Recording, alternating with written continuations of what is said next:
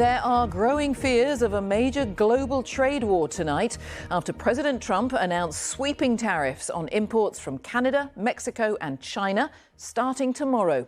And he added that very substantial tariffs would follow for the European Union. Goods exported from Canada and Mexico to the US will be hit with a 25% tariff. Products from China with 10%. Canada's Prime Minister Justin Trudeau said his country would face difficult times as a result, but promised a forceful retaliation. From Washington, here's our North America editor, Sarah Smith. He had promised to introduce tough tariffs on day one.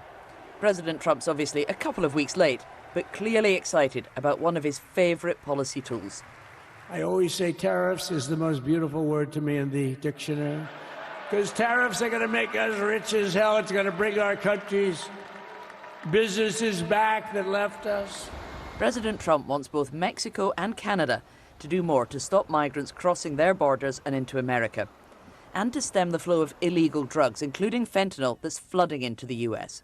The president will be implementing tomorrow a 25% tariffs on Mexico, 25% tariffs on Canada, and a 10% tariff on China for the illegal fentanyl that they have sourced and allowed to distribute into our country. Hundreds of billions of dollars worth of imports are trucked from Mexico and Canada into America and the other way around. They are each other's biggest trading partners by far. For instance, 90% of the avocados sold in America come from Mexico. Charging a 25% tax on each fruit that crosses the border will hurt Mexican exporters, but it also risks increasing prices for American consumers. Canada's biggest export to America is oil.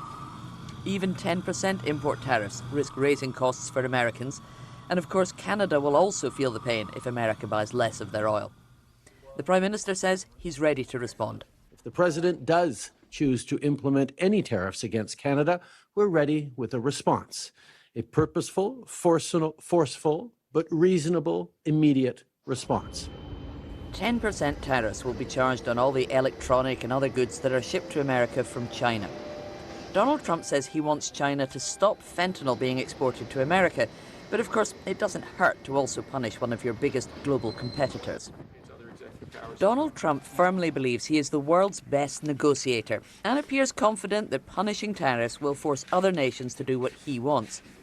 But if that doesn't happen quickly, he is risking a trade war that could result in American voters paying the price.